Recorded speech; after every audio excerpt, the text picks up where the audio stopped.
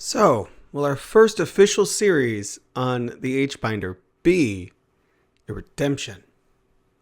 We'll find out after the title.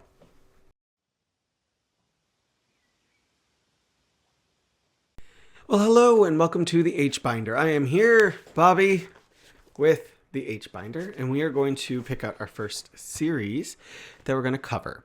Now, here are some of the rules I'm setting for myself. I am doing one episode at a time, so some of these series could last multiple episodes. But if at any point I just am done, can't take it, it's boring or it's disgusting or it's just not worth talking about, I can DNF a series. In the series today, I don't think that's going to happen. We are going to be talking about... I'll show you the disc because I don't have the box art anymore. Magical Twilight. This one, I actually had this on VHS back in the day. It was a compilation that was called the Hex Files. And I remember grabbing it when I was at Suncoast. And I think it was... I don't think they did a general release for that. I think it was just a full release. But this show is super tame. We're starting light. I think the next series I'm going to do is going to be Isaku, so it's going to be dark. But I wanted to start on something a little light, kind of ease into figure out how to talk about this stuff, because I'm learning as I go with this and how I really want to talk about these shows. And I think it'll be easier with something that has less objectionable content than some of the other series that I have planned to go through. So I did not like this the first time I watched it. I didn't hate it. I was just kind of bored with it, I guess. I think part of the problem is a lot of the other shows that were like this that I was watching at the time were much more vibrant and bright. And this one definitely has more of a muted color palette. It's definitely the character designs. Well, not ugly. These are actually quite nice. They're nothing special. And the storyline is kind of meh, at least as I remember it. It has been a long time. I don't remember how old I was when I watched this. I was probably too young to have watched it. This disc is one that I bought because there was a period of time I was just snatching up anything that was old school soft sell because those were all the shows that I was kind of nostalgic about. And I was like, oh, I might as well get it because I'll regret it if I don't, because I've had that happen multiple times. So I have it. So let's see if the first episode of Magical Twilight gets a redemption arc. So I'm going to pop this disc in and then meet you guys on the other side of seeing it. All right, here we go.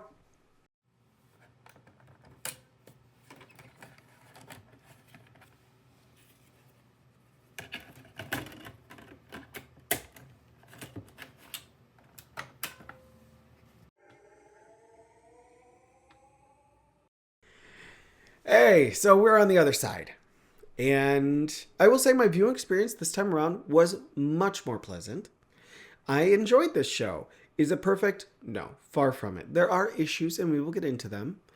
But overall, it was a nice, very light entryway back into the wonderful world of hentai, or as I have to call it, spicy cartoons, or spicy anime, or whatever. It's hentai.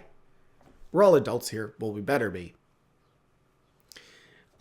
So anyways, it was a nice, light entry. This show is fluffy and cutesy and just this nice little love story with almost no sex in it, which was kind of shocking, and I didn't mind, but it was one of those things I was not expecting.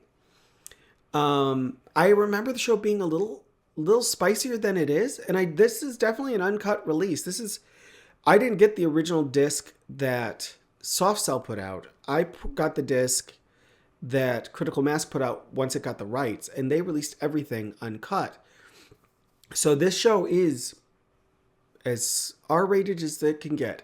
And it makes sense with what Soft Cell was pulling over in the 90s and kind of what some of the output was from Pink Pineapple around that time, because outside of Isaku and some of the darker series, their other series were fairly light and tame. Because I think the other big one around this time was Dokyusei, which was released in the US as End of Summer. There was that. Ray Ray was another one that was coming out there. So these are all kind of at a time when they weren't pushing boundaries too much. The stories were pretty straightforward and light and fluffy and sweet. You did have darker material coming out, but it was mixed in. And this fits that lighter tone very well. Also, this was probably one of the best looking hentai series I've ever seen. The animation is wonderful. The characters stay on model. There is dynamic animation when these characters are flying around because we're dealing with witches and they actually fly on brooms. So you have the camera like moving around them. And this is all cell animation. This show is that old where there was no digital animation in here and it looks absolutely stunning. And that's not an exaggeration. Technically, this show is really good.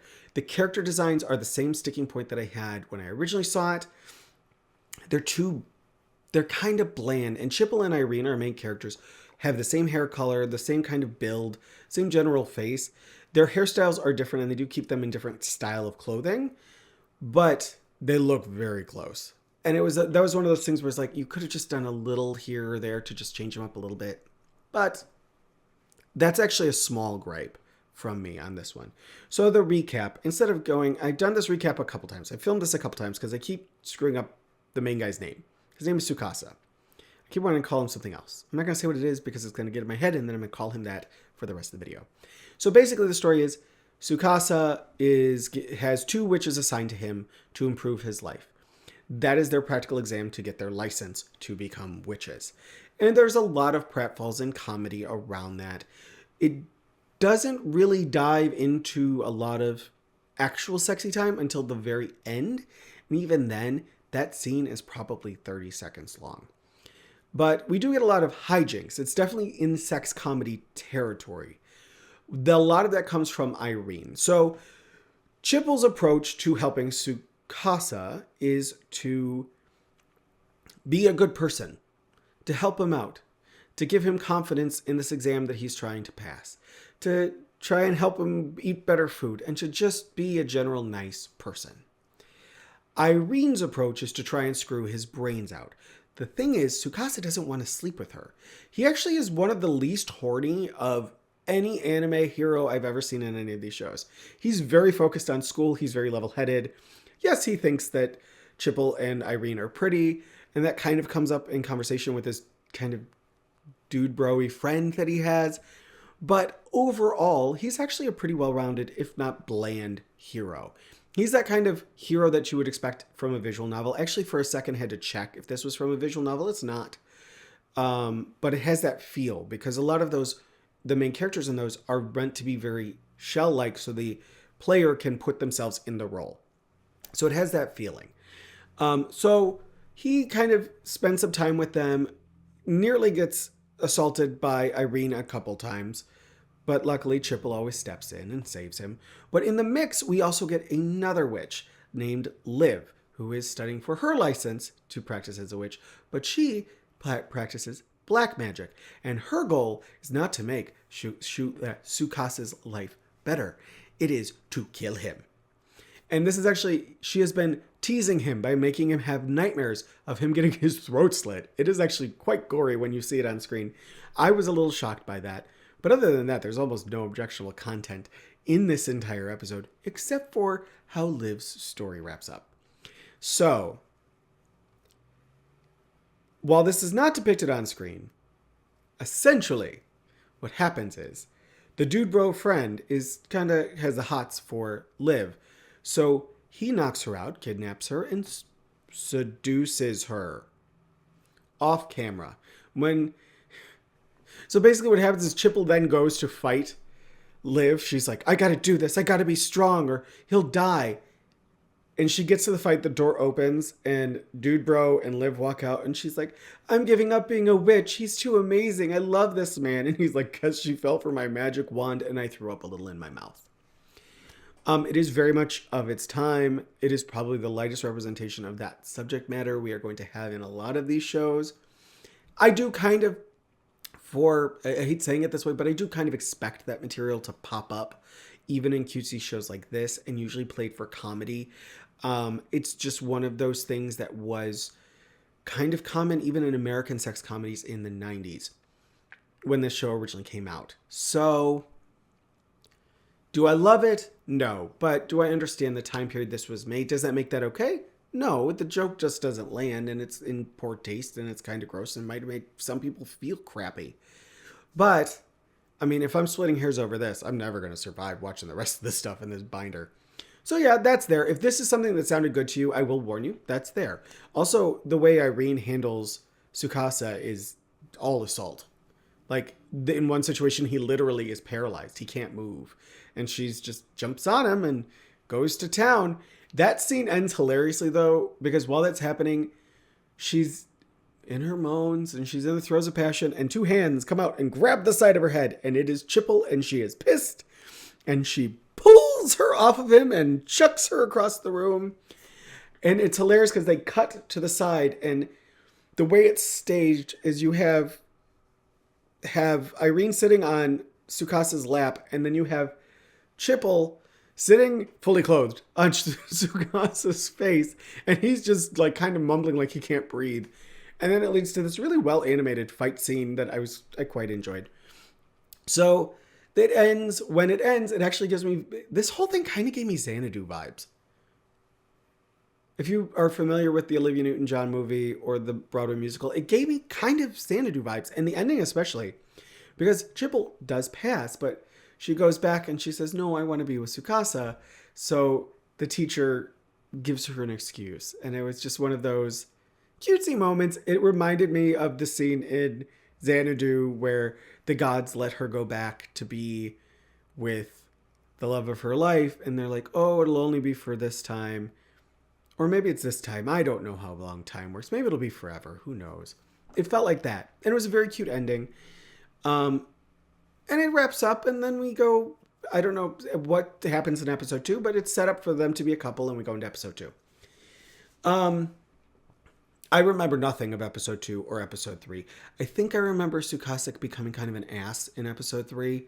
So we'll see. Because I do intend to continue this one, and I will be doing, this will be the next episode. Will be episode 2. I'm just going to run through the series. So for July, we're going to be getting Magical Twilight.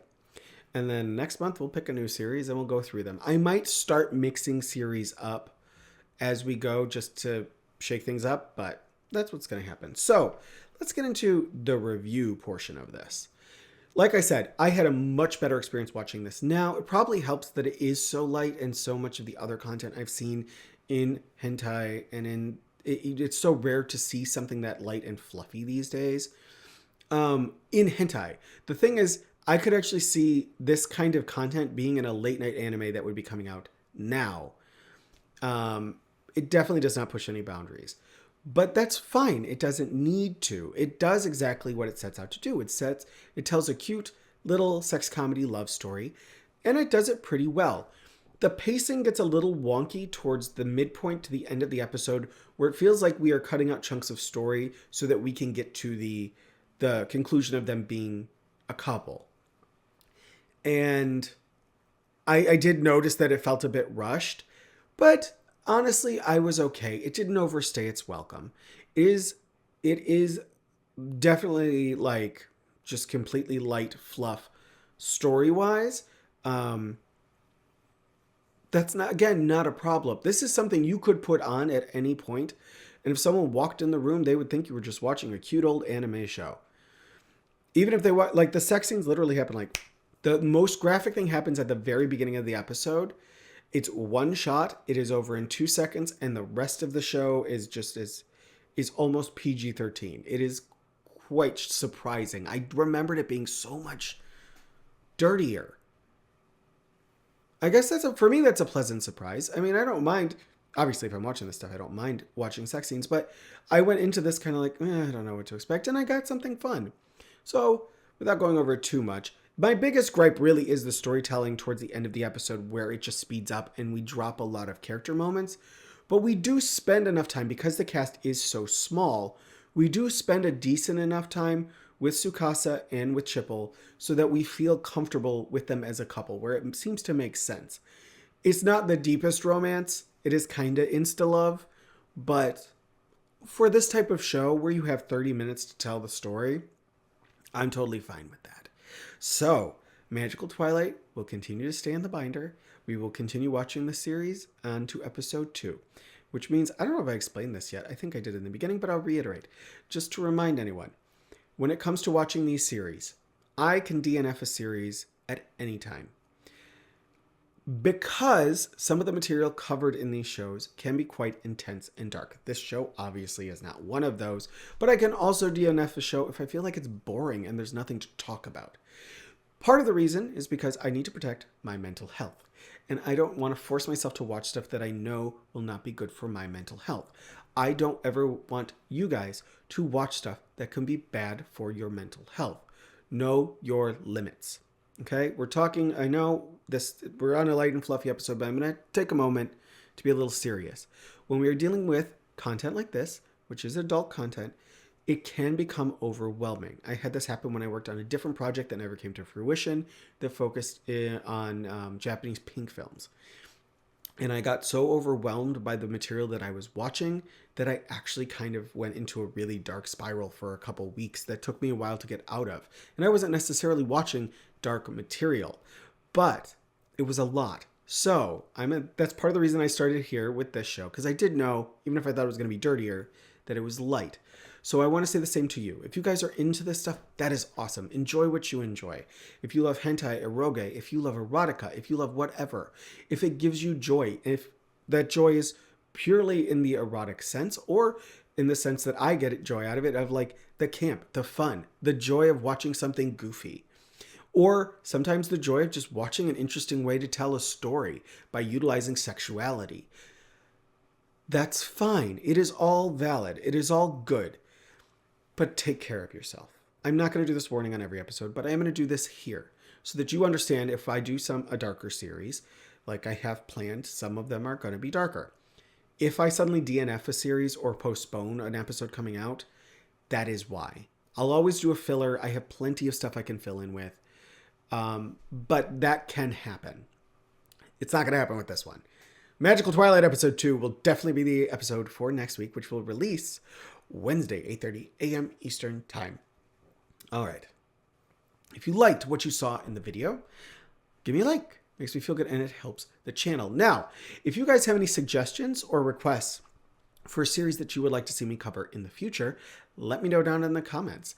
I would love to hear what you guys are liking, or what you liked when you were younger, or when you were starting out as an anime fan. I am very unfamiliar with current hentai series and what's popular. I've kind of looked around, and it's very overwhelming. And the boobs are so big. I was not ready for that. Like, everything was like fun bag fantasy level, like wabos. That's the only way to describe them. I apologize if that word offended anyone, but that if you saw them, you would just be like, wabo. Yeah, they're a lot. Okay. So, as I say over on Trash with a capital T, and I'll say it here too, because it is important to remember, love what you love, enjoy what you're reading and watching, or fapping to, and have an amazing morning, afternoon, or evening. And I will see you guys when we cover the next episode of Magical Twilight. Bye, guys.